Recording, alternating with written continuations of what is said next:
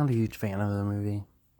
I really like the design of the werewolf, but sometimes it's just a bit too human for my taste and it's fighting. And then the scene when it's about to kill the main actor, it just kind of stops. It just stands there. Kind of like it's waiting for its cue in the script to be attacked by the dog. Because we see it from the dog's point of view, kinda. And it's just standing there for the dog to jump on it. They make fun of the whole silver bullet thing. In one scene, he's like, hey, why is it a silver bullet? Why not a shotgun? Because earlier in the movie, he in fact did kill a werewolf in the beginning of the movie with a shotgun. And makes fun of the whole full moon thing and why not any moon. He ends up getting shot with like 8 silver bullets near the end of the movie. Survives just for the dog to later find him in the forest and finish him off screen.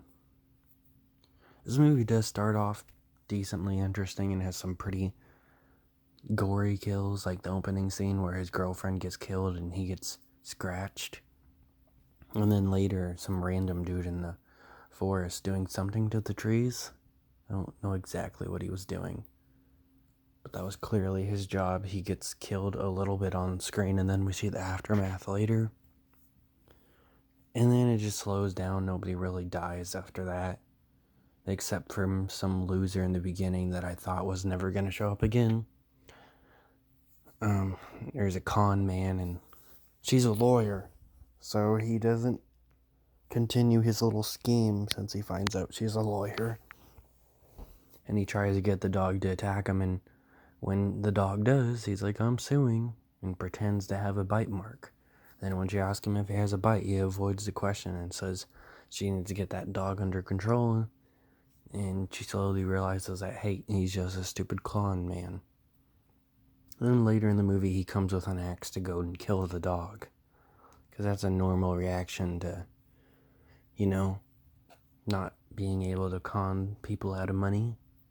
Is just going to murder their dog. Then he gets killed, so then the dog's forced to go to the pound. And that's how we get the sequence of events for the rest of the movie. The kid sneaks out of the house, lets the dog out of jail. Oh, the pound, I don't know why I said jail. And then she goes in the forest because he's been getting more and more angry and she's gotten suspicious of him. She saw somebody's dead body in his trailer, a picture of it anyway. And she later asked, like, oh, hey, tell me the truth. Is she alive or where is she at? And he's like, oh, she went to Seattle. So then later she obviously follows him in the forest. Finds him in the forest.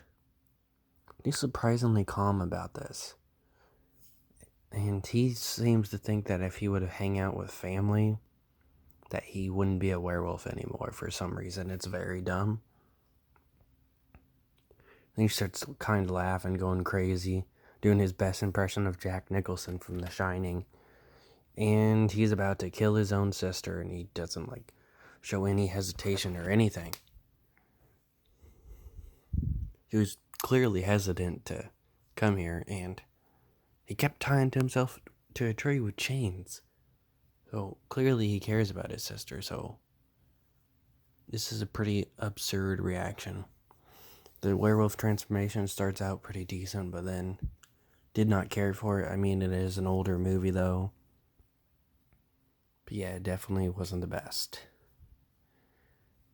And yeah, there really isn't much to talk about, because it's only an hour and 20 minutes and not much happens.